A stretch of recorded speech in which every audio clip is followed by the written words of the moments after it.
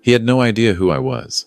He had no idea that with one phone call, I could pull the foundation out from under his perfectly polished world. No idea that the simple tradesman he looked down on that evening controlled the very projects that kept his law firm's lights on. But I let him talk. I let him condescend. I let him make assumptions based on my calloused hands and my off-the-rack blazer while he swirled his expensive scotch and looked at me like I was something he'd scraped off his Italian leather shoes. Because I knew something Richard Pemberton didn't. I knew exactly what was coming. I'm 63 years old. I've spent 45 years in construction. Started as an apprentice plumber in Scarborough when I was 18. Worked my way through every trade you can name. By 30, I had my own contracting company. By 40, I was building mid-rises across the GTA. By 50, Mackenzie Construction Group had projects in every major city from Vancouver to Halifax. But you wouldn't know it to look at me. I still drive the same F-150 I bought in 2015. Still wear Carhartt jackets when it's cold. Still have my morning coffee at Tim Hortons instead of those fancy espresso places downtown. My wife, Margaret, God rest her soul, used to joke that I was the only millionaire in Toronto who insisted on fixing his own leaky faucets. "Willie," she'd say, watching me crawl under the kitchen sink at our home in North York, "we can afford a plumber now, you know." "I am a plumber," I'd tell her. "Besides, why pay someone else when I know how to do it, right?" She understood, though. We'd built everything from nothing. We remembered what it was like to check the grocery bill twice, to save for months for a decent winter coat. Even after the company took off, after we moved from our little semi-detached in Scarborough to a proper house in North York, we never forgot where we came from. Margaret made me promise, before the cancer took her 3 years ago, that I'd never change who I was. "The money doesn't make you better than anyone, Willie," she said, holding my hand in that hospital room at Sunnybrook. "You're still that boy who showed up at my father's door in work boots asking to take me to the CNE. I've kept that promise." My daughter Sarah inherited her mother's sense of humor and, unfortunately for her, my stubborn pride. She's 28 now. Works as a social worker in Regent Park. Makes a fraction of what she could in the private sector, but says she sleeps better at night. I'm proud of her for that. When she brought James Pemberton home for the first time last year, I liked him immediately. He was a junior architect at one of the big firms downtown, passionate about affordable housing, had that earnest way of talking about buildings that reminded me of myself 40 years ago. Didn't care that I showed up to dinner in a flannel shirt. Didn't bat an eye when I told him I still did my own drywall repairs. "That's amazing, Mr. Mackenzie," he'd said. "I wish I knew how to actually build the things I design." "Call me Willie," I told him. "And I can teach you, if you want." We spent the next 6 months working together on weekends, renovating Sarah's condo in Liberty Village. James turned out to have decent hands for an architect. He listened well, didn't mind getting dirty, and genuinely seemed interested in learning. By the time he asked for my blessing to marry Sarah, I'd have given it to him for free, but I appreciated that he asked anyway. The problem wasn't James. The problem was his father. Richard Pemberton was everything I've spent my life trying not to become. Senior partner at one of Bay Street's white shoe law firms, the kind of guy who wears cufflinks to brunch and talks about his vacation property in Muskoka like it's a personality trait. I met him exactly once before the wedding planning started, a stiff handshake at some restaurant in Yorkville where the portions were small and the prices weren't. He'd looked at my hands when we shook. I saw the calculation in his eyes, the assessment. Working man, blue collar, not one of us. I didn't care. I was used to it. Spent my whole life watching men in suits underestimate me, then watching them come back later asking if Mackenzie Construction Group could handle their projects. But I should have known it would become an issue when the wedding planning started. Sarah and James wanted something small, a ceremony at the Evergreen Brickworks, reception in one of the event spaces there, maybe 100 people. Simple, meaningful, them. James's mother, Catherine, seemed fine with it. But Richard had other ideas. "The Brickworks?" he said at the first family planning dinner, his tone suggesting Sarah had proposed getting married at a landfill. "That's a former industrial site. Surely we can do better than that. The Toronto Club would be more appropriate. Or the Royal Canadian Yacht Club." "Dad," James started, But Richard waved him off. "I'm not trying to interfere," he said, which is what people always say right before they interfere. "I just think my son's wedding should reflect certain standards." Sarah's jaw tightened.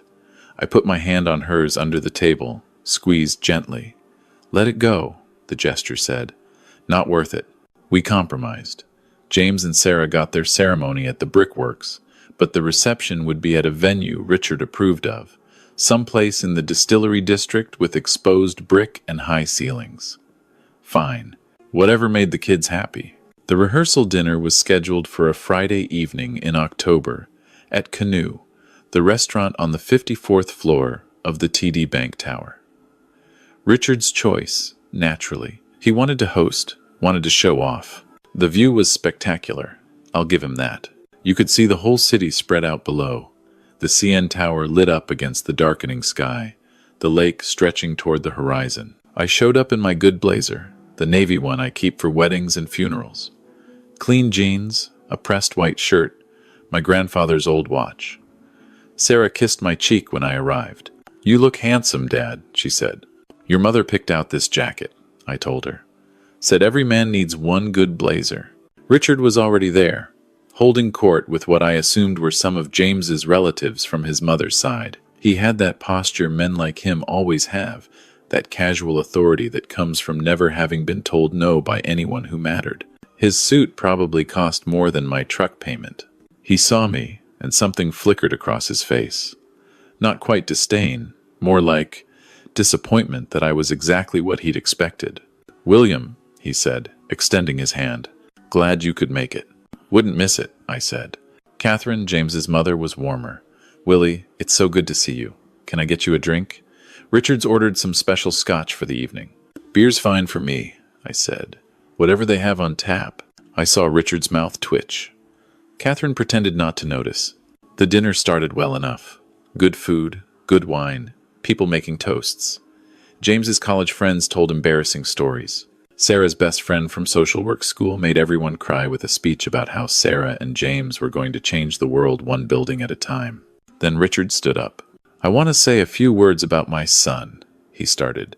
Standard father of the groom stuff. James was brilliant. James was accomplished. James was making the family proud. All true. I smiled and nodded. But then his tone shifted. "When James first told me about Sarah," Richard said, swirling his scotch, "I'll admit I had concerns. Not about Sarah herself, of course. She's clearly a lovely young woman, passionate, dedicated to her work. I felt Sarah tense beside me. But I worried about compatibility. James comes from a certain world, you understand. A world of professional excellence, of standards, of expectations. I wanted to make sure he wasn't. Settling." The table went quiet. James's face had gone red. "Dad," he started. "Let me finish, son," Richard said, holding up a hand. "Because I want everyone here to know that my concerns were unfounded. Sarah has proven herself to be exactly the kind of woman who can navigate our world. She's educated, articulate, refined. She understands the social dynamics that will be important for James's career." He paused, took a sip of his scotch, then looked directly at me. "And I think it's admirable," he continued, "that Sarah has overcome certain disadvantages in her background. Not everyone has the privilege of growing up in professional circles. Some people have to work a little harder to understand how things work at certain levels of society." I felt every muscle in my body tighten. Across the table, Catherine had gone pale.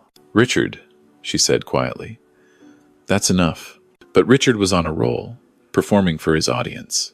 "I'm simply saying," he said, "that it speaks well of Sarah's character that she's managed to educate herself out of a more modest background. It can't have been easy, growing up with a father in the trades." He said trades the way you might say sewage management.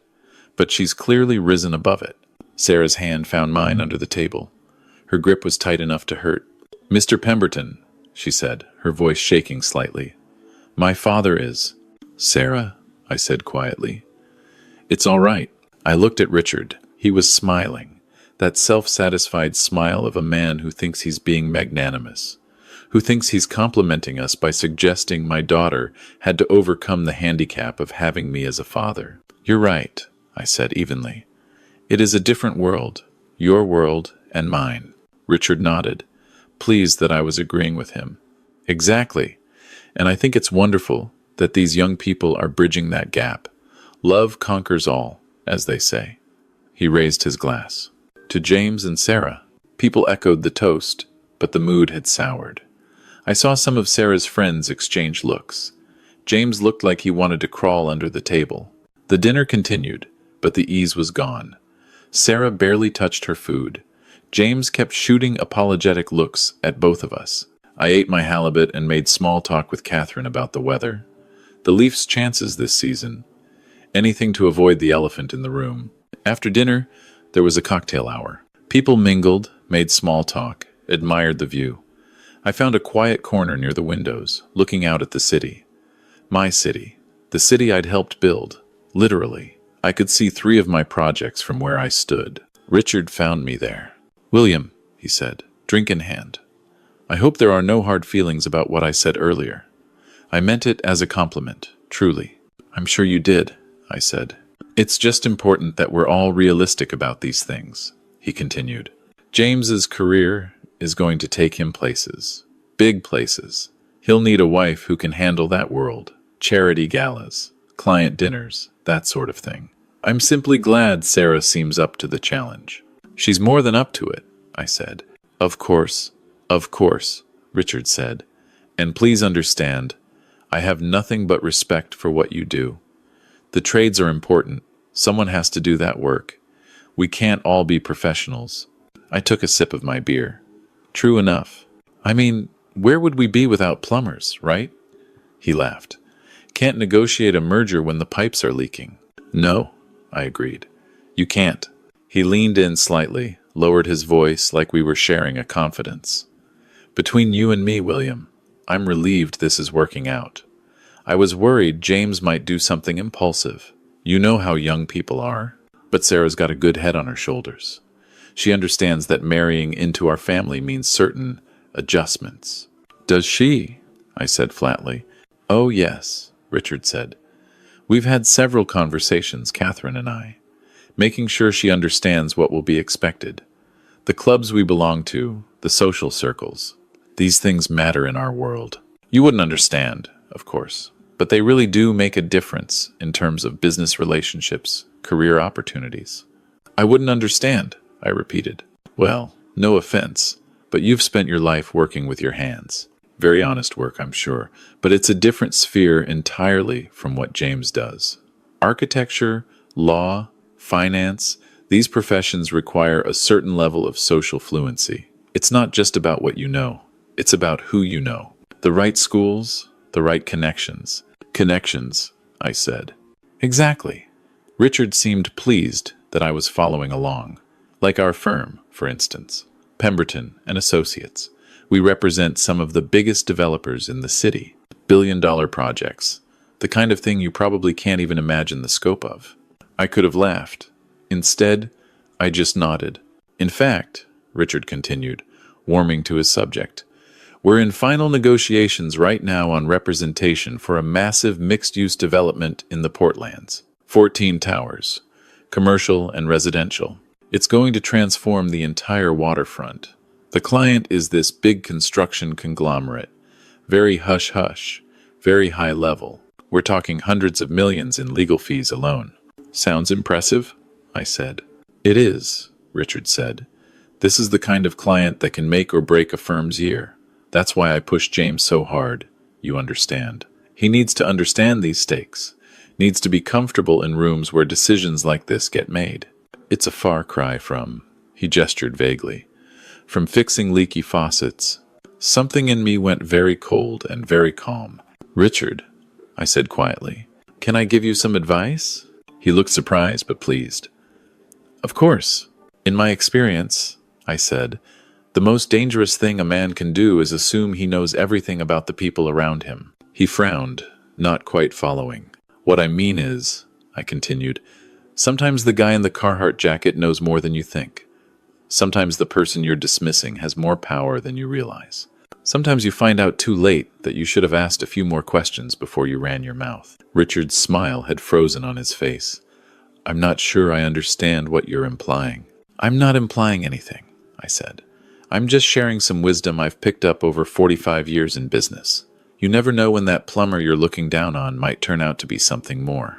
Well, Richard said stiffly, I appreciate the folksy wisdom, but I think I know how to assess people, William. It's part of what I do for a living. I'm sure it is, I said. Enjoy your evening, Richard. I found Sarah near the bar, talking with James. They both looked miserable. Dad, Sarah said when she saw me. I'm so sorry. James tried to... It's not James's fault, I said. And it's not yours. Some people are just like that. I wanted to tell him, Sarah said, about Mackenzie Construction Group, about what you actually do. But you always said, I know what I said, I told her. And I meant it. The money doesn't matter. What matters is how people treat each other. Now, I know exactly who Richard Pemberton is. I looked at James. The question is, are you your father's son? No, sir, James said immediately. I'm not. I don't think like he does. I never have. I know, I said. That's why I said yes when you asked to marry my daughter. I hugged Sarah, shook James's hand, and left the restaurant. I had a phone call to make. The next morning, I was up at 5 like always. Made my coffee, sat at my kitchen table with my laptop and my phone. I'd been thinking about Richard's words all night. About his condescension, his assumptions, his absolute certainty that he understood the world and I didn't. But mostly, I'd been thinking about that development project he'd mentioned. The Portlands. 14 towers. Hundreds of millions in legal fees. I opened my laptop and pulled up the project files. Mackenzie Construction Group was the general contractor. We'd won the bid 8 months ago, started preliminary work in September. It was going to be our biggest project yet. The kind of thing that would define the company's next decade. And Pemberton and Associates was angling to be the legal representation. I made a call to my operations director, Tom Chen. He'd been with me for 20 years, knew every aspect of our business. Tom, I said when he picked up, that law firm we were considering for the Portlands project, Pemberton and Associates. Yeah, Tom said. They've been courting us pretty hard. Senior partner keeps inviting you to lunch, right? Right, I said. I need you to take them out of consideration. There was a pause. Can I ask why? Personal reasons, I said. Find me alternatives. I want at least 3 other firms on my desk by Monday. You got it, boss, Tom said. Everything okay? It will be, I said. I spent the rest of the weekend helping James with a woodworking project in my garage. We were building a bookshelf for their apartment, something Sarah had been wanting. James worked quietly, carefully, measuring twice before every cut the way I'd taught him. Mr. Mackenzie, he said finally, sanding down a piece of oak. Willie, I need to apologize again for my father. You don't need to apologize for him, I said. You're not responsible for how he acts. I know, but... James set down his sandpaper. He's always been like this. Growing up, he'd make these comments about people. Service workers, tradespeople, anyone he considered beneath him. My mom tries to moderate it, but he doesn't really listen to her. I think he genuinely believes he's better than most people. What do you believe? I asked. James looked at me directly. I believe my dad is successful but deeply insecure. I believe he judges people by all the wrong metrics. And I believe I've spent my whole life trying not to become him. That's a good answer, I said. Sarah told me, James said quietly, about Mackenzie Construction Group. About what you actually do. Why didn't you tell my father? Because it doesn't matter, I said. If Richard Pemberton can only respect me because I have money and power, then his respect isn't worth having. I wanted to see who he really was. Now I know. He's going to find out eventually, James said. About you, about the company.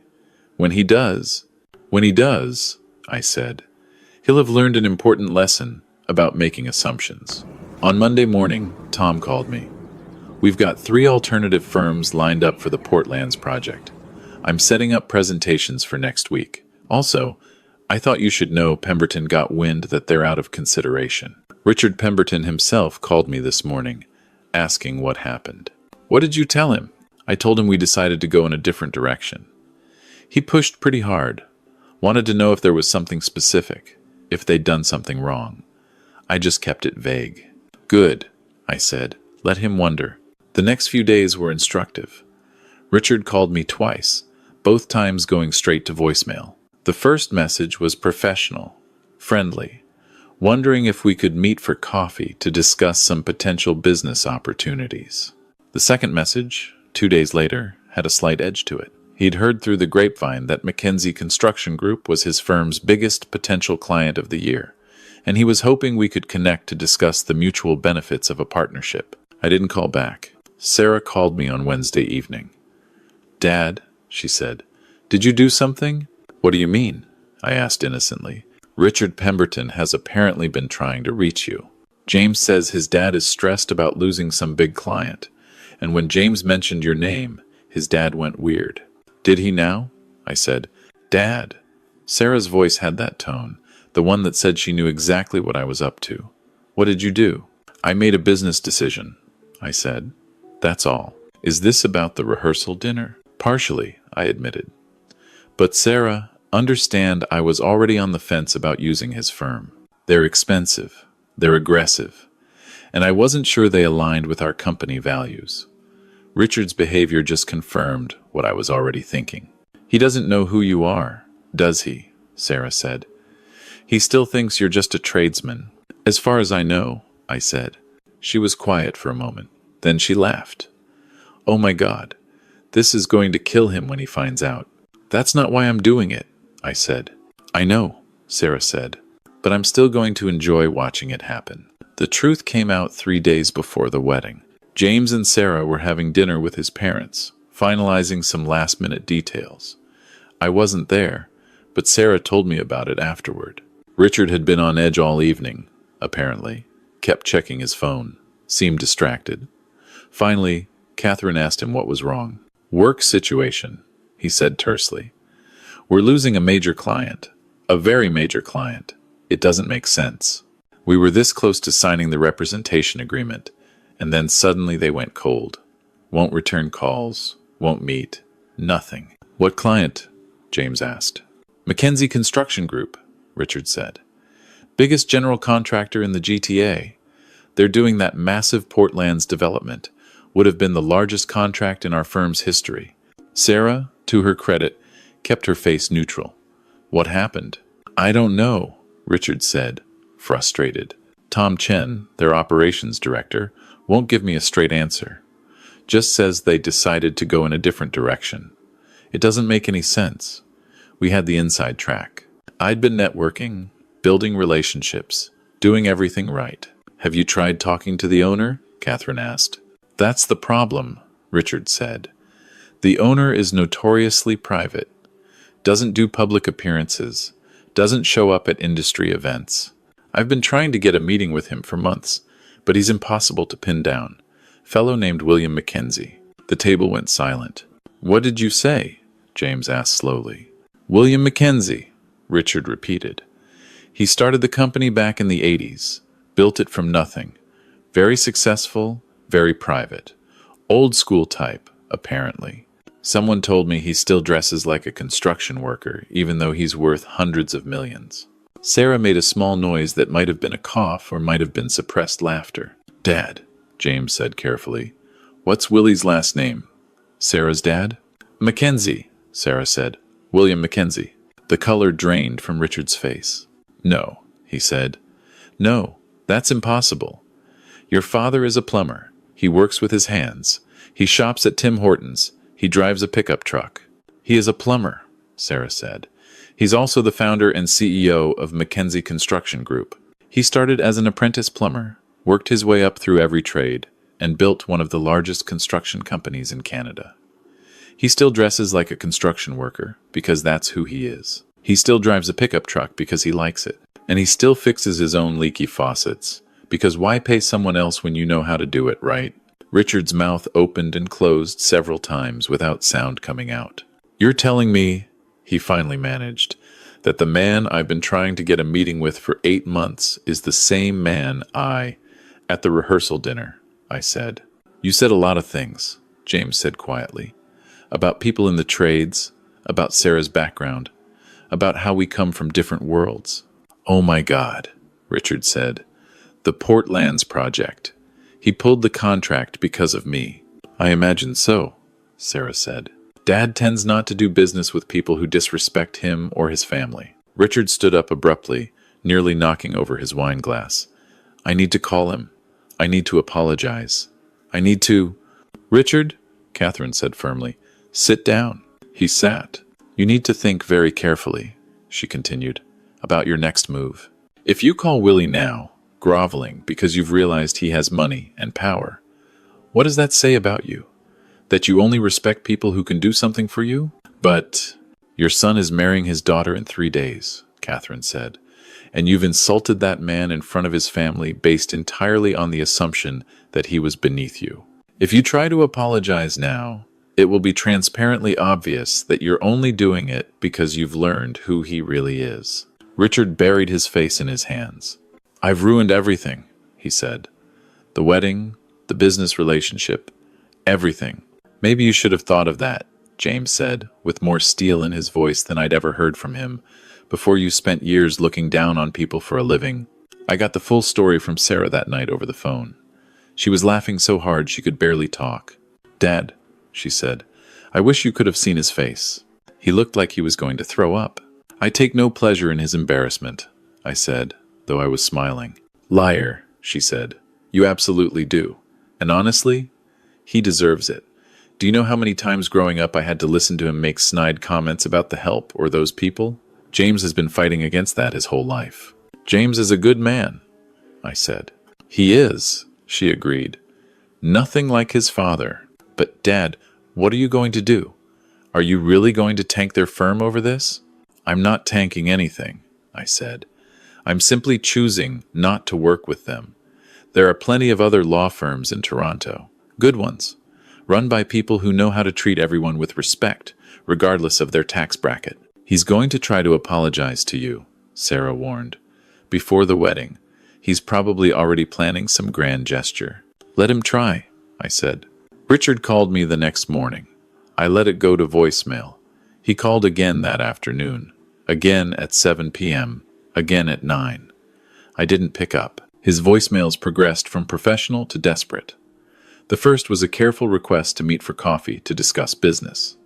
The second acknowledged that there had been a misunderstanding at the rehearsal dinner. The third was a rambling apology about how he'd been under stress, hadn't meant to offend, hoped we could move past this. The fourth voicemail was the most honest.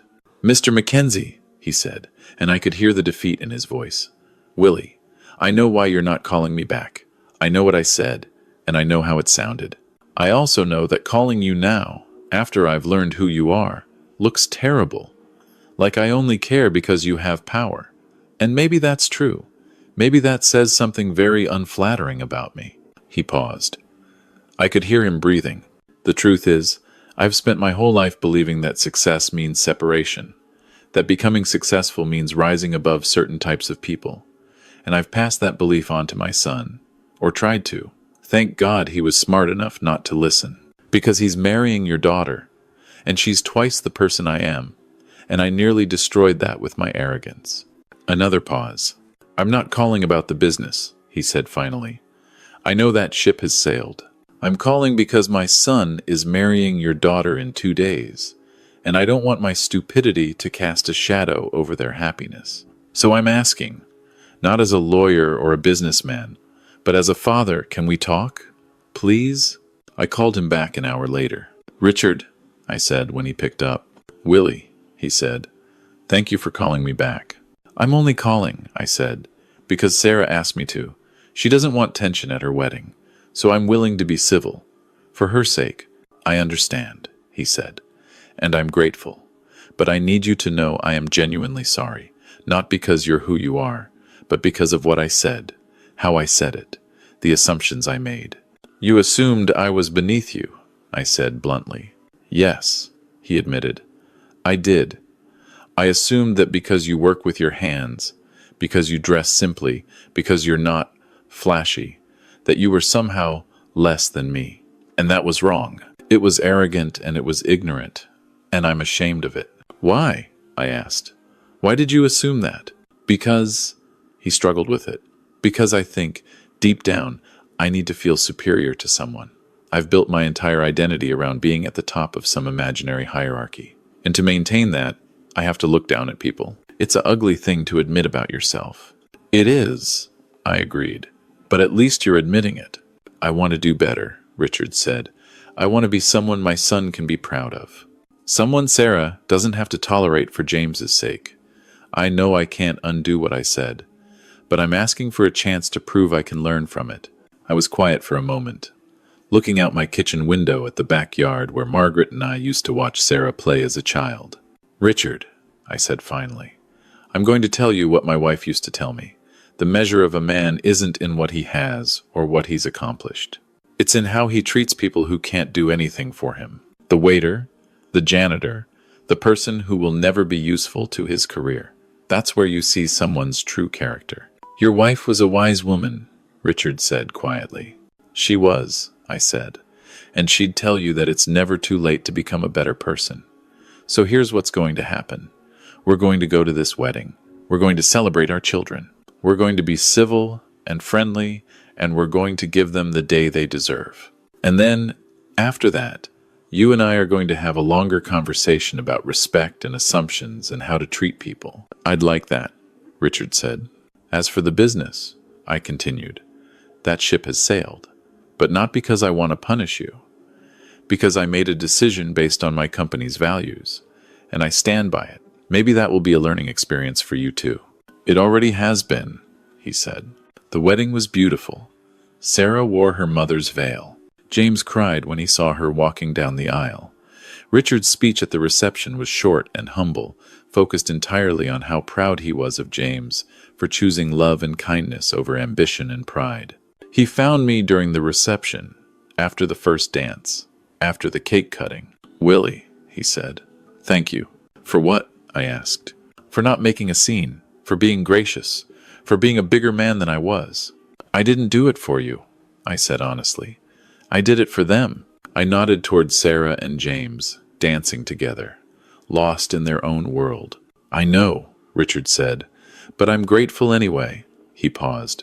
Can I ask you something? Sure. Why didn't you tell me? At the dinner, when I was running my mouth, you could have shut me down immediately. Put me in my place. Why didn't you? I thought about it. Because I wanted to see who you really were, I said. Not who you'd be if you knew I had power. Who you'd be when you thought I couldn't do anything to you. That's when people show their true colors. And what did you see? He asked. I saw a man who judges people by all the wrong measures, I said. But I also saw, later, a man who's capable of recognizing his mistakes. That's something. Richard nodded slowly. I have a lot of work to do. We all do, I said. Every day. Across the room, Sarah caught my eye and smiled. James had his arm around her waist, was whispering something in her ear that made her laugh. They looked happy. They looked right. That's what mattered. Later, when the reception was winding down, Sarah found me near the bar.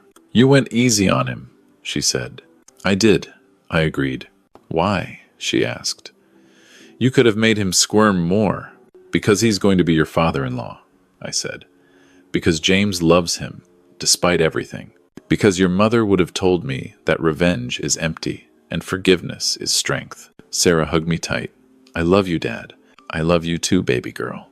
You know, she said, pulling back with a mischievous smile, Richard asked me if you'd reconsider about the Port Lands project. He knows someone who knows someone at another firm who might be interested in partnering with them if Mackenzie Construction Group would approve.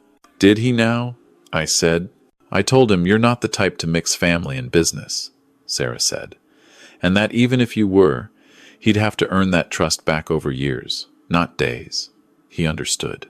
Good, I said. But Dad, Sarah said, more seriously, thank you for how you handled this. You could have destroyed his career. You could have made the wedding miserable, but you took the high road. Your mother made me promise, I said, to never let money change who I am. Part of that is remembering that I'm still that kid from Scarborough who was lucky enough to marry above his station. If your mother's father had judged me the way Richard judged me, I never would have gotten to marry the love of my life. Grandpa liked you immediately, Sarah reminded me. He did, I said, because he judged character, not bank accounts. He taught me that. I'm just paying it forward. As I drove home that night, through the quiet Toronto streets, I thought about Margaret, about how she would have handled Richard. She probably would have been kinder than I was, quicker to forgive, but she also would have stood her ground on what mattered. I kept my promise to her. I didn't let the money change me. I didn't let power corrupt my judgment. I treated Richard the way I'd want to be treated, with honesty, with clear boundaries, but ultimately with grace. My phone buzzed with a text from Sarah. Just a photo, her and James, arms around each other, huge smiles, with the caption, "Thanks for everything, Dad." I smiled and texted back a heart emoji, something Margaret had taught me to do in her last year. "Never be too old to tell your daughter you love her," she'd said, "even if it's just with a little picture." The city lights blurred past my truck windows.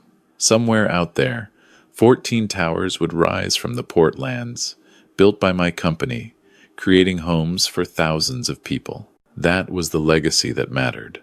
Not the money, not the power, not the satisfaction of putting an arrogant man in his place. The legacy was in the work, in the family, in the values you pass down, in teaching people, through your actions, if not your words, that respect isn't something you earn through wealth or status. It's something you give freely, to everyone, or it means nothing at all. Richard Pemberton learned that lesson the hard way. But he learned it, and maybe, years from now, he'd teach it to his grandchildren. Maybe they'd be better for it.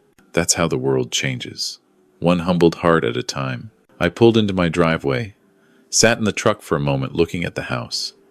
Our house, the one Margaret and I bought when Sarah was 5, the one I'd renovated myself over 20 years, the one I'd probably die in. It wasn't the biggest house, wasn't in the fanciest neighborhood, but it was paid for with honest work and filled with honest memories.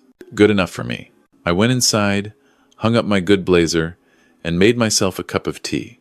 Tomorrow, I'd be back at it, conference calls, site visits, the endless work of building a city. But tonight, I'd sit in my kitchen and think about my daughter's wedding, about the young man who loved her enough to stand up to his own father, about the possibility of change. He had no idea who I was that night at the rehearsal dinner, but now he knew.